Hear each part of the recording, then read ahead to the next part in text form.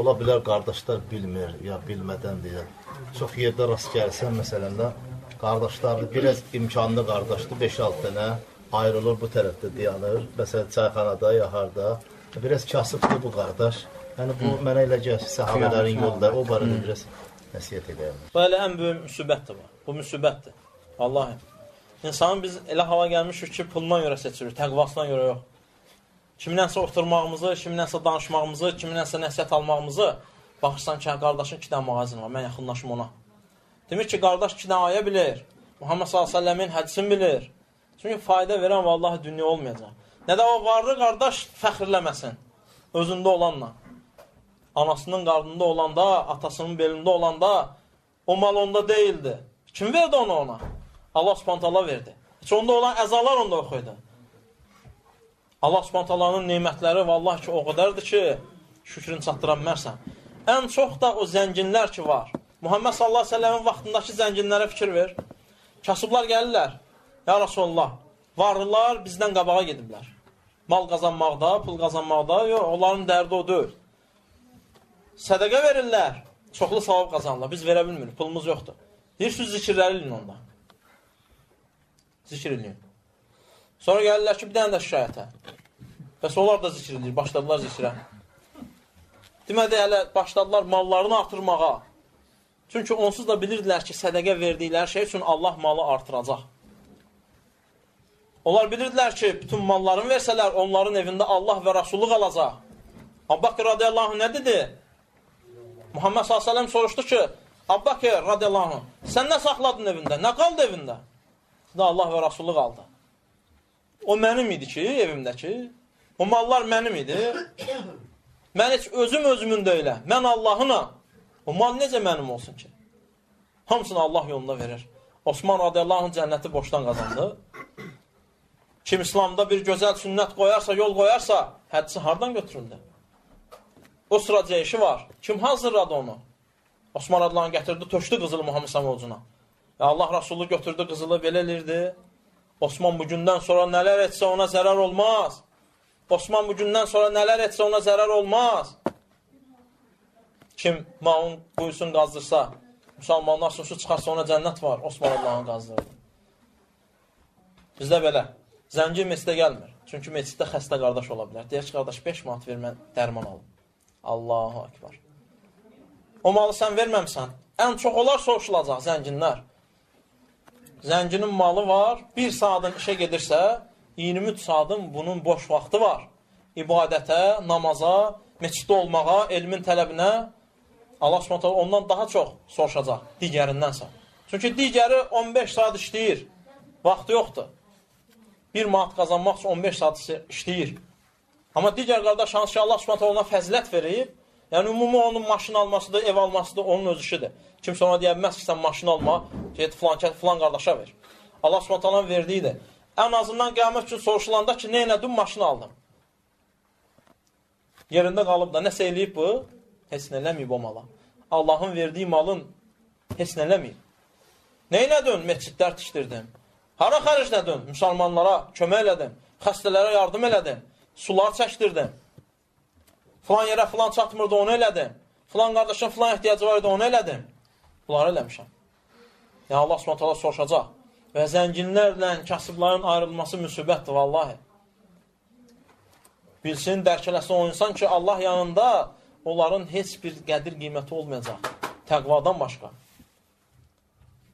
Sizin Allah yanında ən xeyirli olanınız, ən kəramətli olanınız, hörmətli olanınız kimdir? Təqvalı olanınızdır. Malınız, mülkünüz çox olan yox. Vallahi gərək kasıblar onlara gedib qatışmasın. Onlar gəlib kasıblara qatışsın. Görsən, qardaşlar elə hala gətiriblər ki, əks olur. Yəni, ola bilsin, qardaşın ehtiyacı olur, gedir o. O qatışmalıdır. Soruşmadan o eləməlidir. Vallahi ki, elə insanlar var ki, təaffufdan, iffətdən. Allah Subhanahu da Quran-Kərimdə zikr edib. Heç nə istəmirlər. İstəmirlər. Sən onların içinə gəlmirsən, sən onun ehtiyacını bilməyəcəksən. O da iffətlidirlər ki, istəmir. Ehtiyacı var, istəmir. İffətlidir. Allah Subhanahu uca tutub onu, uca edib onu. Vallahi oxusun. O zənginlər bizdən əvvəlki ümmətlərdə olanları, salihləri, bizim ümmətdə olanları necə olublar. Bizdən əvvəlki ümmətlərdən bir kişi olur, padşahlardan. Yəni, o vaxt padşahlar məmləkətin padşahı olurdu. Və baxır öz yaşayışına, baxır içində olduğu zənginliyə, bu zənginliyin onu Allahdan uzaqlaşdırdığına və fikirləşir, bu mənə hara aparacaq, sonu hara gedəcək bu zənginlik, əgər Allah üçün olmasa. Tərk edir öz mülkünü gecə vaxtı çıxır. Və hər bir şeyi, baxın günə, vallahi hər bir şeydə hikmət var. Gecə çıxmasında. Nə üçün gecə çıxırdı? Gündüz qarşısına çıxan olar, nə deyəcək? Hara gedirsən? Bəs mən sənə nəsiyyət eləyənəm, bu qədər malın, mülkün, bunlarla da Allahın razılığını qazana bilərsən, sədəqə verərsən, filan eləyərsən. İnsanı öz əməlindən görsən qarşına eləsi çıxır ki, necə ki, İblis, Adəm babamızla Həvva anamıza gəlib nə dedi? Mən sizin üçün, sizin ikinizə bir nəsiyyətçiyəm. Qadağan olunmuş ağacdan yedilər və cənnətdən çıxdılar. Ola bilsin ki, qarşına kimsə çıxacaq, deyəcək, mən sənə nəsiyyət eləyənəm. Nəsiyyət eləyirəm sənə.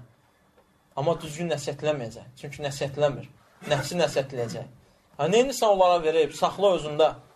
Bundan daha çoxunu eləyirsən. Yaxud da sən filan kəsə onsuz da kömək eləmirsən. Allahu Ekber. Verdiyin 1 manatı sən fikirləşirsən. İllik çıxartdığın zəkatı fikirləşirsən. İldə bir dəfə çıxardırsan. Amma Allah sənə 24 saat dayanmadan neymətlərin verir. Ta sən ölənə qədər neymətlər gələcək sənə. Allah səninlə kifayətlənməyib. Səni geydirməklə, yedizdirməklə kifayətlənməyib. Sənin zövcüyü də yedizdirir, geyindirir. Onunla da kifayətlənməyib. Uşaqları yedizdirir, qohumları yedizdirir, əqrabanı yedizdirir, dostları yedizdirir. Şükürün necə elədi? Müqabili nə oldu? İldə bir dəfə zəkat çıxartmaq. Yəni, yenə də deyirəm, onların malında kiminsə deyə bilməz ki, gəlib mənsin, filan kəsin maşını al. Bunun üçün belə elə, bunun üçün belə elə. Haqq yoxdur. Zəkatını versən, malın haqqı bitib. Amma qiyamət günü milyonun var idi, nəyi nədün? Maşın aldı, bitdi, savab qazanmayıb. Məqsəd olmalıdır ki, savab qazanmaq, üstünlüyü əldə eləmək. O kişi gecə vaxtı çıxır öz məmləkətindən. Gedir başqa bir məmləkətə. Dənizin qırağında kərpic kəsir. Başlayır kərpic kəsib, gündəlik yeməyin almağa, artıq qalanın sədəqə verməyə. Padşahdır. Gündəlik yeməyin yiyir, 1 manat artıqdır. Allahu Ekber. Neyniyəcəm mən bunu? Yemişəm də bunu. Əlhəmdülillah. Dünyada insana nələr qalacaq? Bir geydiyi, bir yediyi. Dünya malından ona qalan budur. Başqası olmur. Malı sən öləcəksən, bəlkə sevmədiyə miras qalacaq.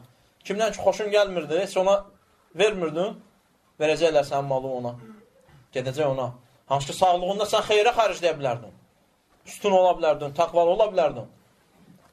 Gedir o məmləkətdə bu kərpic kəsir, satır, gündəlik yeməyin yiyir, sonra qalanı sədəqə verir. Bunun ibadəti, halı yayılır həmin məmləkətdə. Həmin məmləkətin padşahı eşidir bunu. Bunun yanına adam göndərir ki, gəlsin mən sarayıma. Gəlib deyirlər ki, səni çağırır. Deyir, o hara, mən hara. Mən padşahla nə işim var? 2 dəfə adam göndərir. Deyir, o hara, mən hara. Sonunda padşah özü gəlir onun yanına. Bu görür ki, padşah gəlir, başlayır qaçmağa. Padşah da atla, bunu dalıcan. Deyir, qaçma yine, hara qaçsan, məndən sənə zərər gəlməz, dayanır. Deyir, nə istəyirsən məndən? Deyir, belə-belə eşitmişəm. Sən kimsən? Deyir, mən filan kəsin oğlu filan kəs, filan məmləkətin padşahıyam. Deyir, Allahu Akbar. Bəs bu halda? Deyir, mən içində olduğum, o halı fikirləşdim, baxdım ona. Gördüm ki, bu Allah yanında mənə fayda verməyəcək. Padşah düşür atından, deyir ki, mənim sənin elədiyinə daha çox ehtiyacım var. Atın qoyuluyur, gedirlər. Hədisi rəvayatləyən sahabə deyir ki, bir yerdə ibadət edirlər və Allaha dua edirlər ki, ya Rabbi bizi birlikdə öldür. Elə səhv eləmirəmsə, Əbu Musa Əl-Əşər radiyallahu anh rəvayatləyir hədisə.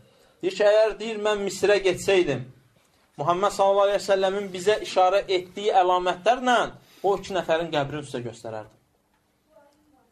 Ki, onlar kim idi? Zənginliyi onlar belə tərk elədilər. Çünki zəngin olmaq, Allah subhanətələrdən istəmək təqvanın zənginliyidir. Allah subhanətələr Ənam surasında deyir ki, وَغَرَّتْهُمُ الْهَيَّةُ الدُّنْيَا Onları dünya həyatı aldatdı. Və sələflər bir şeir kimi var, deyir ki, Əlləzi dünya iştəqal. O kəs ki, deyir, dünya ilə çoxlu məşğul olacaq, dünya üçün işləyəcək. Qarrathu tulul əməl. Onu deyir, arzunun uzunluğu və çoxluğu, istəklərin çoxluğu deyir, onu aldadacaq.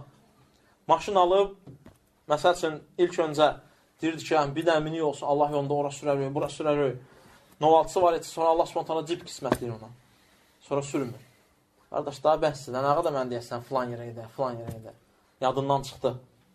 Allaha verdiyi vədlər yaddan çıxır. Allah səni boşundan verməyib, vallahi. Allah verdiyin həmən də ala bilər. Allah rəhimlidir. Eləmir Allah spontanadır. Sənə verib, bax ki, sən unudursan. Neçə insanlar olub ki, məsəl üçün, bu sədərəyə bazarıdır, obursidir. Satıcı kimi, işçi kimi gəlib, sonra dükan sahibi olub. Allah spontana verib. Satıcı olanda, qardaşlarla dolananda, hansısa zəngin qardaş sədəqə verəndə, deyir ki, ya Rabbi, kaş ki, məndə də olaydı. Gözəl həsəd. Zəngin olandan sonra vədin unudub. Allaha verdiyi vədlər yaddan çıxdı. Və soruşulacaq vallahi ona görə. Onun üçün insan baxsa əməllərini düzəlsin. İxlasla.com saytı tərəfindən təqdim olundu.